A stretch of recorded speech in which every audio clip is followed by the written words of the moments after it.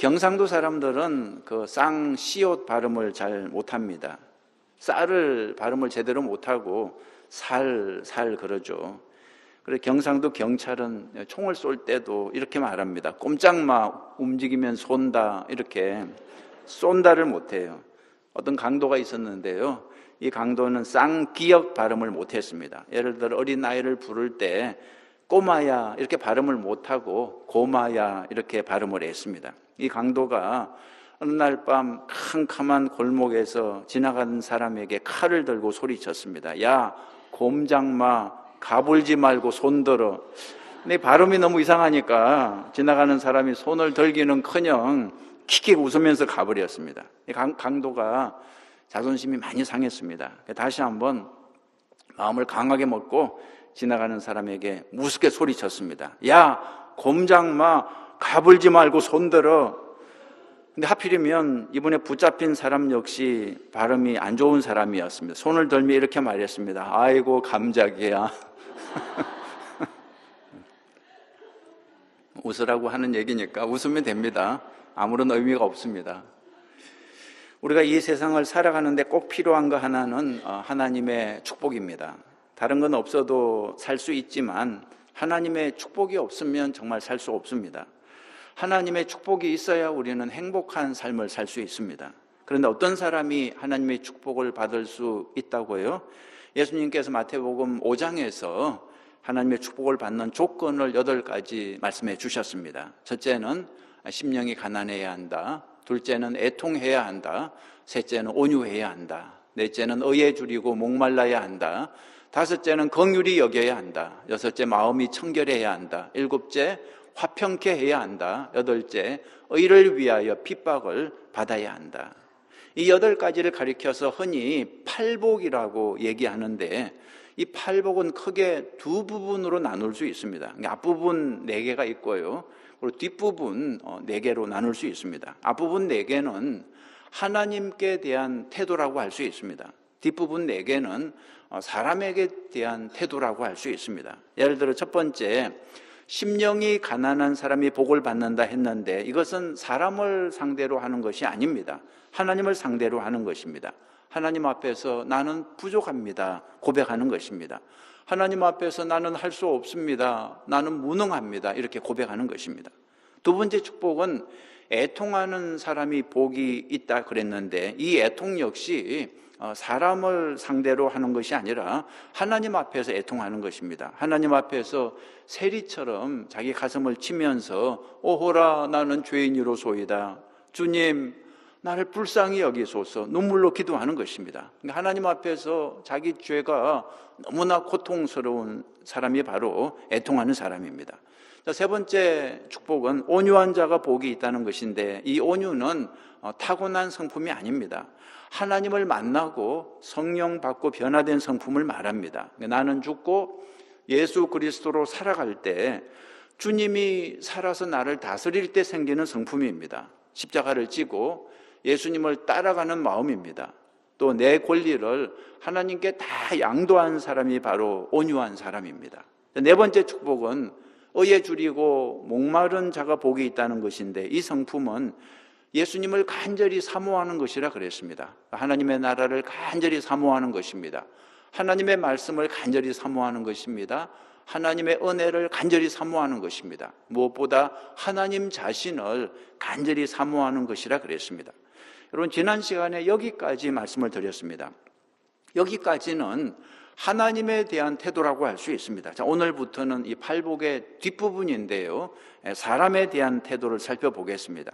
다섯 번째가 사람을 대할 때 긍휼히 여겨야 복이 있다는 것이고, 여섯 번째가 사람을 대할 때 마음이 청결해야 복이 있고요, 일곱 번째가 다른 사람을 대할 때 화평케 해야 복이 있고, 여덟 번째 다른 사람을 대할 때 내가 고난을 당해야 복이 있다는 것입니다. 자, 오늘은 이제 다섯 번째 축복을 살펴보겠습니다. 긍휼히 여기는 자는 복이 있나니 그들이 긍휼히 여김을 받을 것이요. 한번 따라해 보시겠습니까? 긍휼히 여기는 자는 복이 있나니 그들이 긍휼히 여김을 받을 것임이요. 여러분, 이 말씀을 이해하기 위해서는 먼저 긍휼이 무엇인지 알아야 됩니다. 긍휼이 무엇입니까? 자, 첫 번째, 긍휼의 뜻을 살펴보겠습니다. 긍휼이 무엇입니까? 긍휼은 구약에서 히브리 말로 라함이라 그랬습니다. 라함은 본래 어머니의 자궁을 의미합니다. 어머니의 무한한 사랑으로 약한 사람을 품어주는 것이 바로 긍휼이라는 거죠. 그래서 측은히 여기다, 불쌍히 여기다, 그런 뜻입니다. 신약에서 긍휼은 헬라어로 엘레오스인데요, 역시 불쌍히 여기고 도와준다, 그런 뜻을 가지고 있습니다. 영어 성경에서는 이 단어로 번역을 했습니다. 빈칸 한번 채워보시죠. 영어 성경에 보면 긍휼을 M자로 시작하는 단어로 번역했습니다. 뭔지 아시겠죠? mercy로 번역을 했습니다. 자비를 베푸는 마음, 불쌍히 여기는 마음. 여러분, 출애굽기에 나오는 성막을 기억하십니까? 성전이 만들어지기 전에 그 광야에서 성막이 있었죠. 성막은 임시 성전이요, 임시 텐트라고 할 수 있습니다. 성막 울타리 안으로 들어가면 성소와 지성소가 있는데요, 성소 안에는 무엇이 있습니까? 촛대가 있고요, 또 진설병 떡이 있고요, 또 분향단이 있습니다. 그 다음에 지성소 안에는 무엇이 있습니까? 지성소 안에는 오직 하나, 법궤가 있습니다. 법궤 뚜껑에 대제사장이 1년에 한 번 짐승의 피를 붓고 속죄를 구하는데, 이 장소를 가리켜서 속죄소라 그럽니다. 속죄소. 영어로 이 화면에 나오죠. 저것이 바로 속죄소인데요, 영어로 속죄소를 무엇이라고 하는지 아십니까? 속죄소를 영어로는 the seat of 뭐가 들어갈까요? mercy입니다. mercy. 속죄소는 하나님이 긍휼을 베풀어 주시는 장소다, 그런 뜻입니다. 자, 두 번째로, 하나님의 마음을 가장 잘 표현해 주는 단어가 바로 긍휼입니다. 하나님의 마음을 가장 잘 표현해 주는 단어가 바로 긍휼입니다. 에베소서 2장 4절 보시면 무엇이 풍성하신 하나님이, 그렇게 나오죠. 무엇이 풍성하신 하나님, 무엇일까요? 긍휼이 풍성하신 하나님이 우리를 사랑하신 그 큰 사랑을 인하여, 하나님의 마음을 한마디로 말하면 긍휼이 풍성하신 하나님이십니다. 한번 따라해 보시겠습니까? 긍휼이 풍성하신 하나님, 이 하나님이 바로 우리가 믿는 하나님이신 것을 믿으시기 바랍니다. 그래서 우리 하나님은 좋으신 분이십니다. 긍휼이 많으신 분이십니다.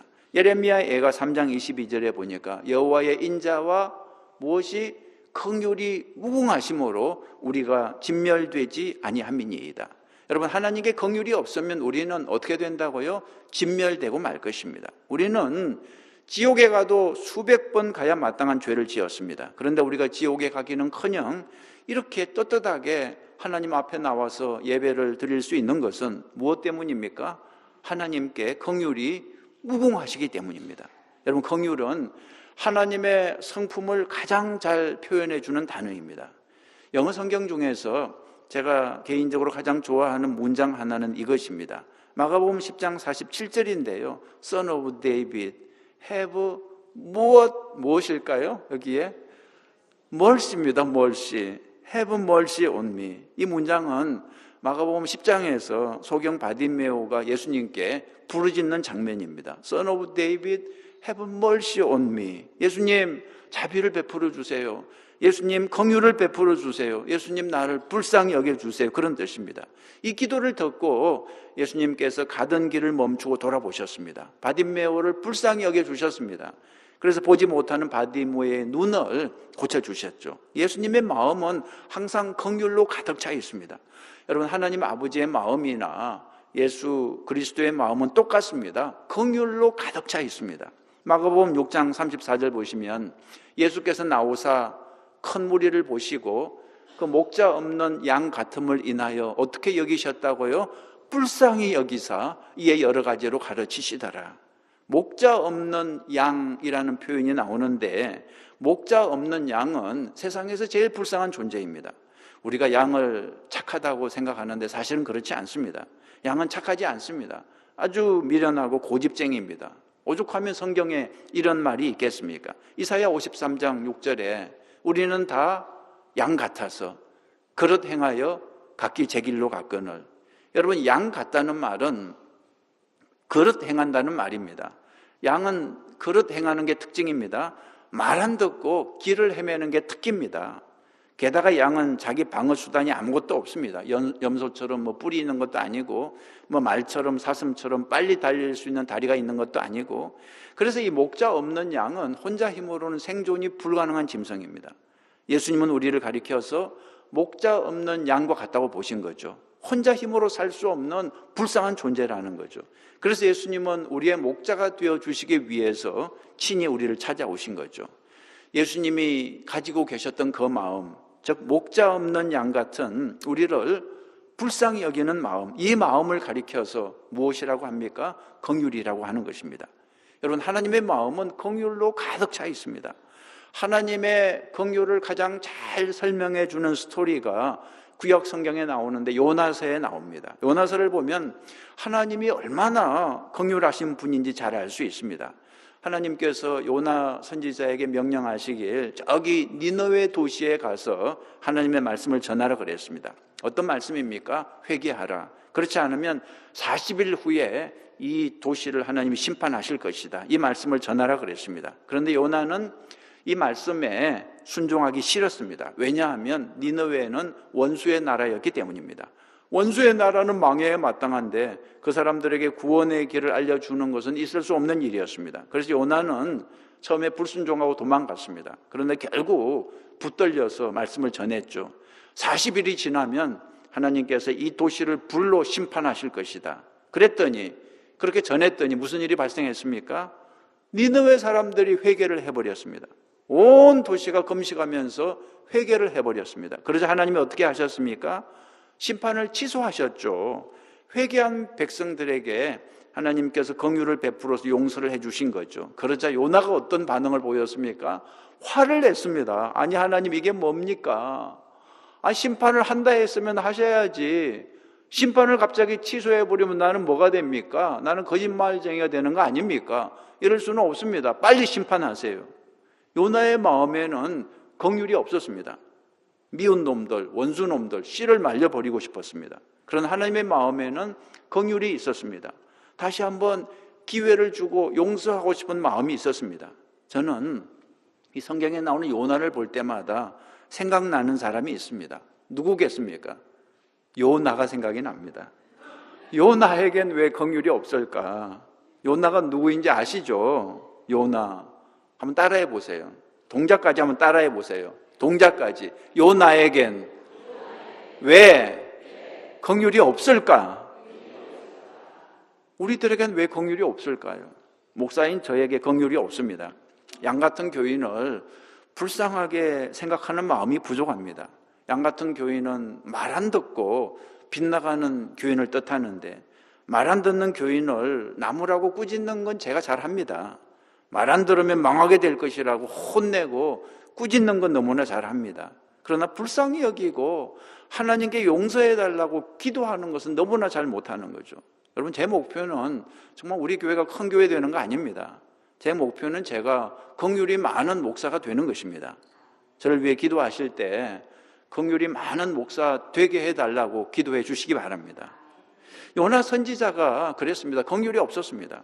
하나님이 니느웨 백성들에게 긍휼을 베푸니까 그게 싫어가지고 막 따졌습니다. 아니, 심판을 한다고 했으면 하셔야지, 이게 뭐냐고, 왜 취소를 하냐고 막 따졌습니다. 그러니 하나님이 이렇게 대답하셨어요. 요나서 4장 11절 보니까 그 도시에 좌우를 분별하지 못하는 자가 12만여 명이요 가축도 많이 있나니 내가 아끼지 아니하겠느냐. 이게 바로 하나님의 마음입니다. 하나님의 마음은 긍휼입니다. 한 사람이라도 더 구원하고 싶은 마음이 바로 하나님의 마음이죠. 여러분, 호세아 11장 8절을 보면 하나님이 이렇게 말씀하십니다. 내가 어찌 너를 놓겠느냐? 내가 어찌 너를 버리겠느냐? 나의 긍휼이 불붙듯 하도다. 이렇게 말씀하셨습니다. 이것이 바로 하나님의 마음입니다. 긍휼이 불붙듯 하는 것이 하나님의 마음입니다. 그러니까 우리 같은 죄인도 감히 하나님께 기도할 수 있는 거죠. 긍휼이 많으신 하나님, 긍휼이 불붙듯 하시는 하나님, 불쌍히 여겨 주옵소서 매달릴 수 있는 거죠. 여러분, 다윗을 생각해 보세요. 다윗은 씻을 수 없는 죄를 범했습니다.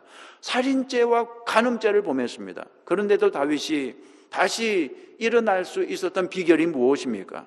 하나님의 긍휼을 믿고 기도했습니다. 시편 51편에 보시면 하나님이여 주의 인자를 따라 내게 은혜를 베푸시며 주의 많은 긍휼을 따라 내 죄악을 지워주소서 그랬습니다. 다윗을 긍휼히 여겨주신 하나님이 오늘 저와 여러분도 긍휼히 여겨주실 줄 믿습니다. 하나님의 성품은 긍휼입니다. 이 하나님의 성품 긍휼이 저와 여러분에게도 있기를 간절히 바랍니다. 하나님은 우리에게 긍휼이 있기를 원하십니다. 마태복음 9장 13절에 너희는 가서 내가 긍휼을 원하고 제사를 원하지 아니하노라 하신 뜻이 무엇인지 배우라 그랬습니다. 하나님이 우리의 긍휼을 원하고 제사를 원하지 않는다 그랬습니다. 영어로는 I desire mercy, not sacrifice 그렇게 되어 있습니다. 이 말씀은 예배 자체를 싫어하신다는 뜻이 아닙니다. 하나님은 긍휼 없는 예배를 싫어하신다는 거예요. 잊지 마십시오. 긍휼 없는 예배를 하나님이 싫어하십니다. 형제는 미워하면서 아무리 주여 주여 그렇게 불러봤자 하나님이 그런 예배를 기뻐하시지 않는다는 거죠. 그래서 예수님은 마태복음 5장에서 이렇게 말씀하셨습니다. 너는 그 재물을 제단 앞에 놓아두고 먼저 가서 내 형제나 자매와 화해하여라. 그런 다음에 돌아와서 재물을 드려라 그랬습니다. 형제에게 긍휼을 베풀며 하나님께 예배를 드릴 때 하나님께서 그 예배를 기뻐 받아주신다는 뜻입니다. 세 번째로 또 빈칸 한번 채워보시죠. 누가 역사하면 긍휼이 사라집니다. 무엇이 역사하면 긍휼이 사라집니다. 뭐가 들어갈까요? 마귀가 역사하면 긍휼이 사라집니다. 여러분, 하나님의 마음이 긍휼이라면 마귀의 마음은 무엇이겠습니까? 정반대입니다. 무정한 마음입니다. 긍휼이 없는 마음입니다. 여러분, 말세가 가까울수록 나타나는 특징이 하나 있는데 긍휼이 사라지는 것입니다. 디모데후서 3장 1절에 이런 말씀이 있어요. 말세가 되면 고통하는 때가 이르러 사람들이 자기를 사랑하며 돈을 사랑하며 자랑하며 교만하며 비방하며 부모를 거역하며 감사하지 아니하며 거룩하지 아니하며 3절이 무엇입니까? 무정하며 말세가 가까울수록 사람들이 무정해진다는 거죠. 무정은 말 그대로 정이 없는 것입니다. 긍휼이 없는 것입니다. 서로 불쌍하게 생각하는 마음이 점점 사라진다는 거죠. 예수님은 우리들의 마음이 점점 무정해질 것을 아셨습니다. 세상이 악해질수록 점점 무정한 마음으로 변할 것을 아셨습니다. 그래서 오늘 성경 팔복에서 너희는 긍휼히 여기는 사람이 되라고 말씀을 하신 것입니다. 여러분, 긍휼히 여기는 사람이 되시기 바랍니다. 이것이 오늘 우리에게 주시는 하나님의 명령입니다. 네 번째로, 긍휼은 사람을 어떻게 합니다? 긍휼은 사람을 변하게 합니다. 변하여 새 사람이 되게 합니다. 제가 가장 좋아하는 소설 중 하나는 장발장인데요. 레미제라블, 더 미저러블. 주인공 이 장발장은 원래 착한 사람이었습니다. 그런데 빵 한 조각을 훔쳐 먹다가 잡혀서 감옥살이를 했는데 무려 19년 감옥살이를 했습니다. 그 착했던 장발장이 감옥에서 악한 사람으로 변했습니다. 장발장이 감옥에서 19년 만에 나왔는데 세상은 참으로 무정했습니다. 긍휼이 없었습니다. 전과자라고 다 외면했습니다. 하룻밤 재워주는 사람이 없었습니다. 그런데 놀랍게도 어떤 신부님이 교회에서 하룻밤을 재워주었던 거죠. 그런데 장발장은 은혜를 원수로 갚았습니다. 교회에서 도둑질을 했죠. 은거릇을 훔쳐서 도망을 갔습니다. 근데 못 뛰어야 벼룩이라고 금방 경찰에게 붙잡혔습니다. 경찰이 장발장을 붙잡아서 신부님께 끌고 왔습니다. 그리고 물었습니다. 이놈이 이 교회에서 도둑질한 거 맞지요? 도둑질한 그 은거릇을 보여주면서 확인해 달라 그랬습니다. 그런데 신부님이 뭐라고 말을 했습니까? 아니라 그랬습니다. 도둑질한 게 아니라 내가 준 것이라 그랬습니다. 은거릇만 준 것이 아니라 은촛대도 주었는데 왜 안 가져갔냐고 하면서 은촛대까지 그 자리에서 내주었습니다. 여러분, 장발장이 여기서 충격을 받았습니다. 그리고 변했습니다. 변하여 새 사람이 됐습니다. 여러분, 잊지 마십시오. 사람은 때린다고 변하지 않습니다. 19년을 감옥에 가두어도 절대 변하지 않습니다. 긍휼을 베풀 때 비로소 변하는 거죠. 여러분, 성경을 보면 긍휼을 입어서 변화된 대표적인 사람이 누구입니까? 사도 바울이었습니다. 원래 바울은 악한 사람이었습니다. 예수 믿는 사람들을 잡아서 죽이는 데 앞장섰던 사람이었습니다. 스데반 집사를 돌로 쳐서 죽이는 현장에서 주동자가 바울이었습니다. 그런데 바울이 어떻게 변화되었습니까? 예수님이 베푸신 긍휼 때문이었습니다. 사도 바울이 그렇게 고백했어요. 디모데전서 1장 13절 보면 내가 전에는 비방자요, 박해자요, 폭행자였으나 도리어 무엇을 입었다고요? 긍휼을 입은 것은 내가 믿지 아니할 때 알지 못하고 행하였습니다. 우리 주의 은혜가 그리스도 예수 안에 있는 믿음과 사랑과 함께 넘치도록 풍성하였도다. 사도 바울은 죽어 마땅한 사람이었습니다. 하나님을 회방한 사람이요, 예수 믿는 사람들을 핍박한 사람이었으니까. 그런데도 하나님은 바울을 심판하지 아니하시고 긍휼을 베풀어 주셨습니다. 이 긍휼로 인해서 바울이 변화됐다는 거죠. 여러분 잊지 마십시오. 긍휼은 힘이 있습니다. 긍휼이 사람을 변하게 합니다. 긍휼을 베풀 때 악한 사람이 변하여 새 사람이 될 수 있는 것입니다. 하나님의 긍휼하심이 우리를 변하여 새 사람이 되게 한 것처럼 우리가 긍휼을 베풀 때 다른 사람도 변하여 새 사람이 될 수 있는 것입니다. 자, 다섯 번째, 긍휼히 여길 때 긍휼히 여김을 받습니다. 긍휼히 여길 때 긍휼히 여김을 받습니다. 예수님이 오늘 팔복에서 분명히 약속해 주셨습니다. 긍휼히 여기는 자는 복이 있나니 그들이 긍휼히 여김을 받을 것이며, 여러분 이 말씀을 믿으시기 바랍니다. 긍휼히 여겨야 긍휼히 여김을 받습니다. 예수님이 주기도문에서 가르쳐 주신 게 무엇입니까? 우리가 우리에게 죄 지은 자를 사하여 준 것 같이 우리 죄를 사하여 주시옵고, 여러분 이 기도를 뒤집어서 해보면 어떻게 된다 그랬습니까? 우리가 우리에게 죄 지은 자를 용서해 주지 않는다면 하나님도 우리의 죄를 용서해 주지 않으신다는 거죠. 여러분 하나님이 우리에게 요구하시는 게 무엇인지 분명히 알 수 있습니다. 하나님은 우리에게 죄 지은 사람을 용서해 주라는 것입니다. 우리에게 죄 지은 사람에게 긍휼을 베풀어 주라는 것입니다. 그래야 하나님도 우리에게 마음껏 긍휼을 베풀어 주시고 우리를 용서해 주신다는 뜻입니다.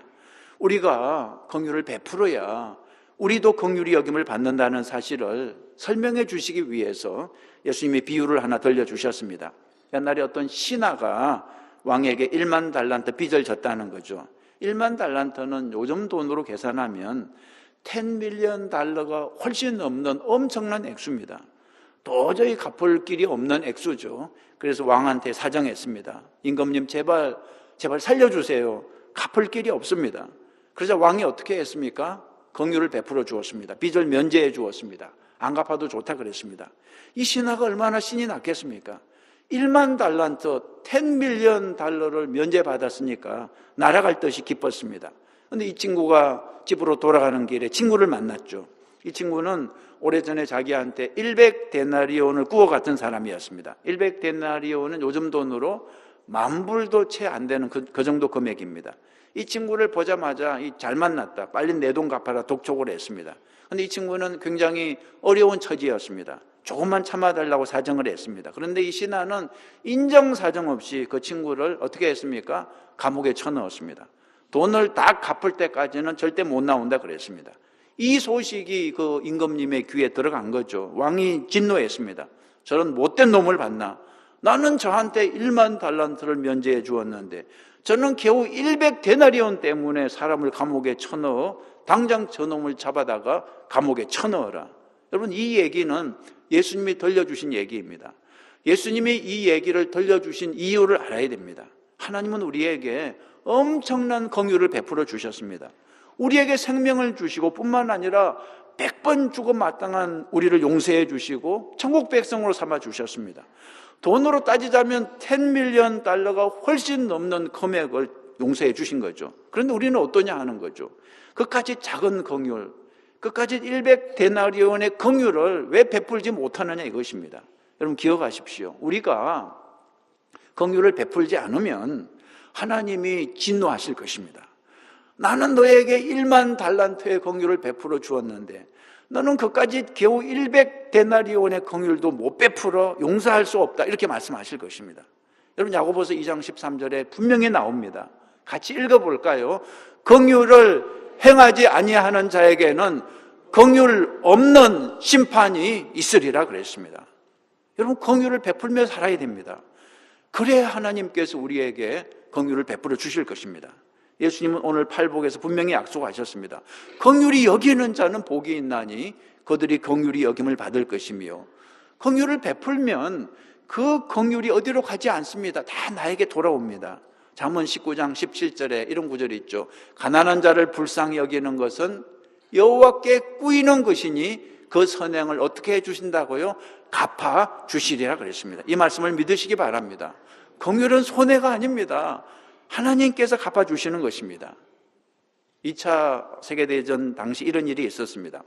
폴란드 출신 어떤 조종사가 한 사람 있었는데, 소형 비행기를 몰고 폴란드를 향해 가다가 오스트리아 비엔나에서 하루를 머물게 되었습니다. 호텔에서 쉬고 있는데 어떤 유태인 남자가 독일 나치 경찰에게 허겁지겁 쫓기는 모습을 보고 그 남자를 불쌍히 여겨서 숨겨주었습니다. 뿐만 아니라 자기 비행기에 몰래 태워서 안전하게 다른 나라로 옮겨주었습니다. 그 후에 이 조종사가 전투에 참가했다가 큰 부상을 입게 됐습니다.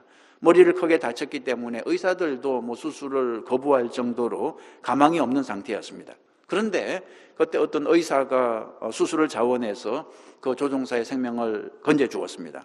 조종사가 의식을 회복해서 자기를 수술해 준 그 의사를 만나보니까 놀랍게도 옛날에 자기가 구해주었던 바로 그 유태인 남자였습니다.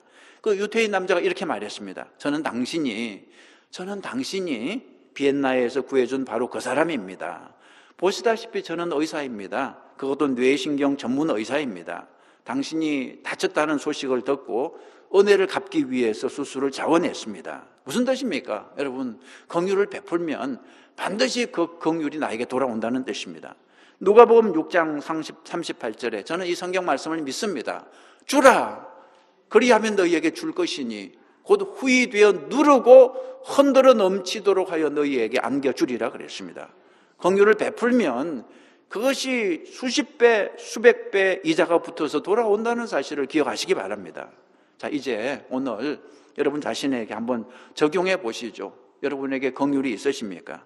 옆에 분에게 한번 물어보세요. 긍휼이 있으세요? 이렇게 한번 물어보세요. 특히 부부들은 같이 앉으셨으면 오늘 말씀 앞에서 자신을 좀 점검해 보세요. 여러분, 부부 사이에 긍휼이 있으십니까? 이 부부의 사랑이 이 나이가 들면서 좀 달라지는 것 같아요. 젊은 부부는 닿자마자 찌릿찌릿 전기가 와야 이 사랑이라고 생각을 하는데, 한참을 살다 보면 이 전기가 더 이상 오지 않습니다. 전기가 계속 오면 이 감전돼서 죽죠.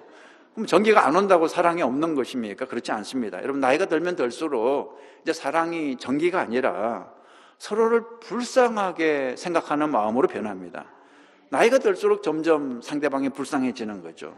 여러분, 남편이 여러분 아내가 불쌍해 보인다면 그게 바로 사랑한다는 증거입니다. 저희 부부가 서로를 참 불쌍하게 생각했던 것은 제가 시애틀 병원에 있을 때였습니다. 저야 병원 침대에 누워 있으니까 누가 봐도 불쌍했고, 제 집사람들 제 옆에서 그 병원 간이 침대에 계속 누워서 자니까 참 불쌍하더라고요. 심지어 제 마음에 무슨 생각이 들었냐 그러면, 내 침대는 이렇게 병원 침대 넓고 편한데 저 사람 침대는 저렇게 좁고 불편해서 차라리 바꿔 누울까, 그런 생각마저 들었습니다. 여러분, 가정에 서로 불쌍하게 생각하는 마음이 있기를 바랍니다. 남편은 아내를 불쌍히 여기고 아내는 남편을 불쌍히 여기고, 또 부모는 자식을, 또 자식은 부모를 불쌍히 여기시기 바랍니다. 그것이 바로 긍휼한 마음이죠. 어떤 남편이 나이가 들면서 몸이 안 좋아서 맨날 골골이 했습니다. 그런데도 또 성질은 살아가지고 아내를 너무너무 힘들게 했어요. 그래서 제가 그 여자분에게 농담으로 보다 못해 그랬습니다. 이제 기운도 없는 남편인데 좀 잡아서 혼을 내주시지요. 내가 그러니까 이 여자분이 그러더라고요. 내가 잡으면 저 사람 죽어요. 그러더라고요. 내가 잡으면 저 사람 죽어요. 무슨 뜻입니까? 힘이 없어지는 게 아니라 불쌍해서 져준다는 거죠. 죽을까 봐. 남편을 불쌍하게 생각하는 마음이 그 부인에게 있더라고요. 여러분도 힘이 없어지지 말고 그냥 불쌍해서 져주시기 바랍니다. 내가 아니면 저 사람 누가 받아줄까? 이게 바로 긍휼히 여기는 거죠. 우리 교인들 사이에도 좀 긍휼히 여기는 마음이 있으면 좋겠습니다. 내 마음에 안 드는 교인이 있습니다. 왜 없겠습니까? 성질 나쁜 사람 만날 때 그냥 져주시면서 내가 아니면 누가 저 사람 받아줄까, 그죠? 이렇게 그냥 긍휼히 여겨주십시오. 여러분 혹시라도 제가 성질 부릴 때 이렇게 생각해 주세요. 우리가 받아주자. 우리가 아니면 저 목사 누가 받아주겠어. 그렇게 해주시기 바랍니다. 아멘 안 하시네. 그러면 공평하게 저도 여러분이 성질 부릴 때 받아주겠습니다. 내가 아니면 저 교인 누가 받아주겠어. 그러면 제가 받아줄 테니까 우리가 서로 그렇게 받아주기로 약속합니다. 아멘. 우리가 서로 긍휼히 여기면 정말 모든 문제가 다 해결이 됩니다. 사람은 때린다고 변하지 않습니다. 제가 꾸짖는다고 여러분이 변하겠습니까? 안 변하죠. 싸운다고 변하지 않습니다. 긍휼히 여길 때 변합니다. 긍휼히 여기면 하나님께서 역사해 주시거든요. 여러분의 남편을 긍휼히 여기시기 바랍니다. 여러분의 자녀를 긍휼히 여기시고 여러분의 이웃을 긍휼히 여기시고 우리가 서로 긍휼히 여겨주는 관계가 될 수 있기를 바랍니다. 말씀을 마치겠습니다. 한번 따라해 보시겠습니까? 긍휼히 여기는 자는 복이 있나니 그들이 긍휼히 여김을 받을 것이며 긍휼을 베풀어서 하나님으로부터 또한 긍휼히 여김을 받는 저와 여러분 모두가 되시기를 주님의 이름으로 축원합니다.